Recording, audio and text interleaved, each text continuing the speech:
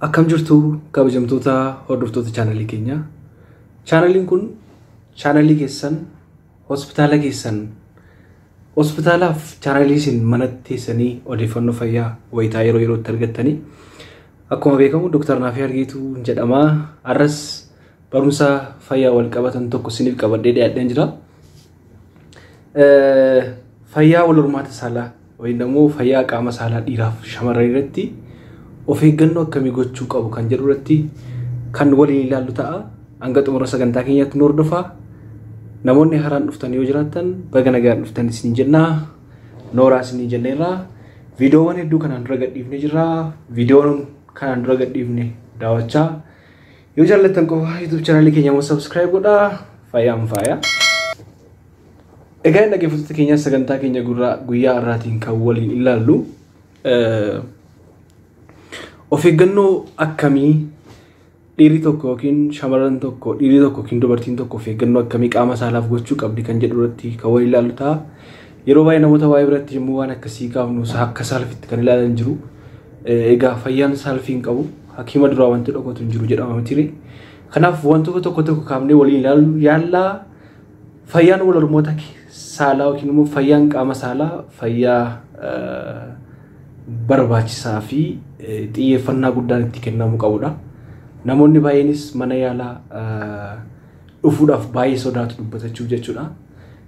Kanaaf walqunnamtii saalaa yeroo rakkoowwan garaagaraa nama mudataniif illee furmaata jennee yaadna. Mee jalqaba irratti kan waliin ilaallu shamarran tokko qaama saalaa isheef of eeggannoo akkamii gochuu qabdi kan jedhu irraa kan jalqabnu ta'a jechuudha. Asirratti jalqaba irratti kan ilaallu shamarran tokko qaama saalaa ishee qulqullinaan eeggachuu akka qabdu. Kana jechuun yoo danda'ame yeroo baay'ee bishaan xiqqoo ho'aa fi saamunaa foolii hin qabneen qaama saalaa isheetti dhiqattee baay'ee gaariidha kan jedhu qorannoowwan tokko nu agarsiisu. Kan biraa immoo saamunaa baay'ee foolii badaa qabu yookiin immoo urgaa baay'ee qabuun qaama saalaa isaanii dhiqachuun gaarii miti. Saamunaa kana wajjin wal qabatee wanti kan biraa wanta dabaluu barbaadu saamunaan kuni hoomachisaa qaama saalaa dubartii keessa galuu hin qabu. Bubble kan jennu uumuu danda'a waan ta'eef yoo qaama saalaa dubartii keessa galee rakkoo garaagaraaf saaxiluu danda'a waan ta'eef eeggannaa gochuun baay'ee barbaachisaadha. Kan biraa shamarran tokko uffata baay'ee taayit ta'e yookiin immoo baay'ee isaan qabu uffachuu akka hin qabne asirratti hubannaa. Maaliif ho'inni naannoo qaama saalaa waan dabaluu fi naannoo sagaraa kan jiran baakteeriyoonni garaagaraa jiru. Dubartiin tokko qulqullina qaama ishee guyyaa guyyaa hin eeggattu yoo ta'e akkasumas immoo baakteeriyaan sagaraa keessaa ba'an kanneen akka E. coli kan jedhaman baakteeriyoonni jiru. Baakteeriyaan sun gara qaama saalaatti ol deemuu danda'u akkasumas immoo karaa ujummoo funcaanii galuudhaan infekshinii kalee fi infekshinii ujummoo funcaanii nama saaxiluu danda'a jechuudha. Kan biraa shamarran tokko dibata garaagaraa dibata urgaa malee yookiin deodoorantii naannoo qaama saalaatti dibachuunis gaarii akka hin taane asirratti isinitti himuun barbaada. Sababni isaas dibatni kuni yookiin deodoorantiiwwan kunniin nama tokkotti alerjikii ta'uu danda'u. Kan biraa immoo naannoo qaama saalaa hoosisuu danda'a. Foolii maaliif wanti urgaa'u tokko yommuu turutti uffata jalatti yommuu turutti foolii badaallee kennuu danda'a waan ta'eef kanarraa illee of eeggannoo guddaa gochuun baay'ee barbaachisaadha. Isin jechuun barbaada. Inni kan biraan dubartoonni qaama saalaa keessa yeroo dhiqatanii qoorsuu qabdu. Yookiin erbee yookiin immoo carqiidhaan qoorsuu akka qabdan gamanumaan ergaa isiniif dabarsuun barbaada. Kanaaf inni kan biraa uffata jalaa yookiin immoo paantii baay'ee taayit ta'e fayyadamuunis gaarii miti. Gama biraan yoo danda'ame ispeeshaalii galgala yeroo mana teessan yookiin yeroo raftan illee uffata jalaa baasanii rafuun baay'ee barbaachisaadha. Isin jechuun barbaada. Gama kan biraatiin gama kan dhiirotaatti yeroo dhufnu akkuma beekamu yeroo baay'ee hospitaala namoonni baay'eenis keessaan baay'een qunnamanii ka'uu dhabuu qaama saalaa yookiin immoo dafanii facaasuu qaama saalaa dhiiraa kan jedhu rakkoowwan kunniin baay'inaan jiru. Gara fuulduraatti gama yuutuubiidhaan barumsa bal'aa dhimma kanarratti qabadhee isin dhiyaadha.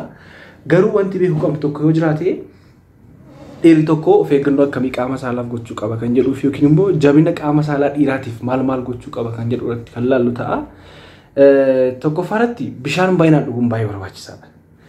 baay'ee wanna salphaa namatti fakkaata bishaan baay'ee sanii dhuguun baay'ee barbaachisaadha onnee keenyaaf gaariidha maaliif qaamni saalaa dhiiraa tokko yeroo ka'utti dhiigni baay'inaan gara qaama saalaa dhiiraa waan deemuuf kan inni jabaatee ka'u jechuudha nyaata madaalamaa nyaachuun illee baay'ee barbaachisaa akka ta'e maaliif enerjii barbaada maashawwan qaama saalaa dhiiraa keessa jiran yommuu isaan achi gidduu yookiin immoo dhiigaan yommuu guutamu hiddi dhiigaa suni qaamni saalaa dhiiraa ni kaawwan ta'eef nyaati madaalamaa baay'ee barbaachisaadha qaama keenyaaf jechuudha sochii qaama gochuu qaba dhiirri tokko baay'ee walqunnamtii saalaa jabaa ta'e yookiin immoo gaarii ta'e gochuudhaa fi sochii qaamaa gochuun baay'ee barbaachisaa akka ta'e gamanumaas gochuun barbaada gama biraatiin ulfaatinni qaamaa garmalee illee effektii guddaa qaba yeroo walqunnamtii saalaa kanaaf ulfaatina qaamaa garmalee kan ta'e sun baay'ee gaariidha ulfaatinni qaama baay'ee gadi bu'aanis immoo dhiibbaa garaagaraa fayyaa walqunnamtii saalaa irraan geessisuu danda'a jechuudha gama biraatiin stress baay'ee sirratti wanta dubbachuu barbaadu yoo jiraate fakkeenyaaf amma dhiirri tokko dafee dhangalaasa yoo ta'e yookiin immoo qaamni saalaa isaan ka'e yoo ta'e kanaan dura tiraawomaa akkasii qaba yoo ta'e kanaan dura wanta akkasii quunnamee jira yoo ta'e waa'ee sana yaada jechuudha stressii dhiphinaa waa'ee sana yommuu yaadutti maal ta'a hormooniidha hormooniiwwan garaagaraa fi enzaayimoonni garaagaraa qaama keenya keessaa gadhiifaman jiru namni tokko yeroo dhiphatutti hormooniiwwan kun sammuu keessaati kan isaan madduu jalqabanii isa sammuu tajaajila waan ta'eef waa'ee sanaa yaada taanaan qaamni saalaas akka hodhisuu danda'a yookiin immoo dafee dhangalaasuu danda'a waan ta'eef stressii ilaalee bilisuu akka qabu yookiin immoo of eeggannoo gochuu akka qabu kan jedhu sirrii dabarsuu barbaada gama biraatiin tamboo aarsuu wajjin illee wal qabatee tamboo aarsuu illee ujummoowwan dhiigaa qaama keenya keessa jiran akkasumas immoo naannoo qaama saalaa jiranitti miidhaa guddaa geessisuu waan danda'an ta'uuf tamboo aarsuu dhiisuun illee baay'ee gaariidha. Tamboo aarsuu qofa osoo hin taane namoota naannoo tamboo aarsan jiran turuun illee dhiibbaa guddaa akka irraan geessisu hubachiisuun barbaada. Gama biraatiin alkoolii baay'inaan dhuguun illee miidhaa qaama saalaa irraan geessisu jabeenya qaama saalaa irratti miidhaa fida isin jechuun barbaada.